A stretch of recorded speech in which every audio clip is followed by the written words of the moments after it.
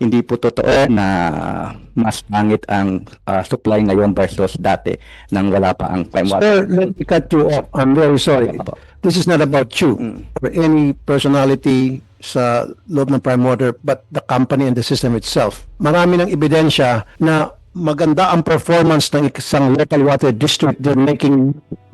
Wag kami, sir. Don't tell us na nung dumating yung Prime, gumanda pang serbisyo. No, sir. No, sir. On behalf of Prime, don't do that to us. Don't make us a liar. No. Nakita mo na ebidensya, sir, oh. Yes. Ang dami na reklamo mo. Gusto mo pag-video sa office ko. Gusto mo, pabaon ko sa'yo. Pa-Christmas ko sa mga kasamahan mo dyan sa Prime. Marami, sir. Kasi sudo po sa amin dito, lalo na sa akin as chairman of this committee, na sabihin mo, parang hindi totoo yung mga narinig mo dito ngayon, na parang hindi totoo na pumarit yung serbisyo ng isang local water district nung pumasok yung Prime at hindi totoo yun. Sa makatuwid, gumanda pa. That's bullshit. Okay. Yeah. Yeah. Okay. Meron bang representative ng Prime Water? Dito? Ayun, nananahimik ka kanina ka pa, Mr. Sabi ko sino gusto magsalita, nakayuko ka. Okay. Would you like to answer the question of Mr. Sulaiman from Bacoor? First of all, no, parang Pa usap, you're Mr. I'm dito po. Ano po gusto mo? Ng prime water. Okay. Okay, first of all, I think na-appreciate ko yung effort ng everyone to find ways to resolve the problems ng water supply kasi although it's not only limited with Prime, pero Prime ang focus ngayon, pero it's happening naman everywhere. So kung matutuloy naman lahat ng pinag-usapan, I think malaking bagay din po talaga sa taong bayan. Parang ganun. On my stand naman po, parang Prime Water has been following what is legally written sa JPA. We're not violating, although we are admit yung mga kakulangan namin, pero it's not that performance for the last of 7 years mas pumangit ang performance ng ang supply sa pangkalahatan.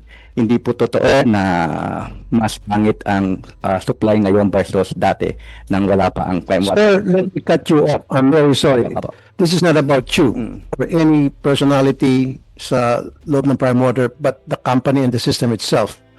Marami ng ebidensya na maganda ang performance ng isang local water district. They're making so yung dati meron pa ngayon, I think it's Valenzuela, meron silang award sila pagdating sa the best water district, local water district. Was it San Jose del Monte? They were not being run. Bago ang water, hindi ko alam kung ano yung San Jose del Monte, Bulacan. Okay na sila, they're making money, meron pa silang award. Anong pumasok dun sa itong San Jose del Monte, Bulacan, na makipag-tie up sa Prime. Ginawa sa Prime, yun, pagsak sila, pumangit ang serbisyo, wala pa silang kita. Isang ebidensya, marami pa. So don't tell us, wag kami, sir. Don't tell us na nung dumating yung Prime, gumanda pang serbisyo. No, sir. No, sir. Yeah, Mr. Chair, of course. Siya, sir, oh. Yeah. You are brother. Of Prime, don't do that to us. Don't make us a liar. No. Nakita mo na ebidensya, sir, oh. Yes. Ang dami na reklamo mo. Gusto mo pag-video sa office ko. Gusto mo, pabaon ko sa'yo. Pa-Christmas ko sa mga kasamahan mo dyan sa Prime. Marami, sir. Yeah. Kasi sudo po sa amin dito, lalo na sa akin as chairman of this committee, na sabihin mo, parang hindi totoo yung mga narinig mo dito ngayon, na parang hindi totoo na pumarit yung serbisyo ng isang local water district nung pumasok yung Prime at hindi totoo yun. Sa makatuwid, gumanda pa. That's bullshit. I'm sorry. Come on, mas maganda tumahimik ka na lang. Mapaliwanag ka na lang na we would appreciate na sabihin mo, sige, we're doing our best na para makipag-usap sa iba't ibang agencies ng gobyerno kung paano mapaayos itong problema, kung makipagtulungan kami sa mga local water district, sa mga LGUs, kung ano yung pwedeng gawin para maayos itong problema, mapaayos yung sistema namin, kung anong pagkukulang namin, pag-usapan namin. That's exactly what I want to hear from you. Not lies. Sana magan. Mr. Chair, If I may move on to another question, Go ahead po. Mr. Chair. Tungkol sa Phantom Performance Bond. So, tanong po sa OGCC, sa PPP Center at saka sa LUA. So, paki-discuss kahit briefly yung state ng performance bonds. Una, anong mga legal na hakbang ang maaring gawin ng Water District, yung board nila, kapag paso na or kulang yung performance bond? Kung nais ng Water District na pilitin ang pribadong partner na maglagay ng tamang performance bond, ano-ano yung pwede nilang gamiting leverage, Mr. Chair? OGCC, please.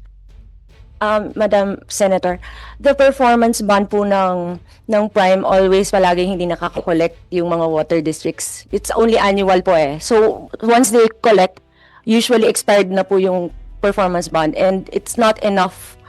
Maliit lang po yung performance bond. So the damages hindi talaga mako-cover po. So sometimes they ask Prime to comply. Most of the time hindi sumusunod. So, minsan may kaso po with Prime about it sa Insurance Commission. Okay. Ito, Yes, Mr. Chair. Sen. Luisa, time, sir, Your Honor, bakit po sa inyong financial statement sa Prime, it only showed 6.2 million pesos sa performance bond? Yun lang, sa financial statement nyo, 6.3 million. For 10 years, 6.3 million na kolekta nyo sa performance bond na meron kayo.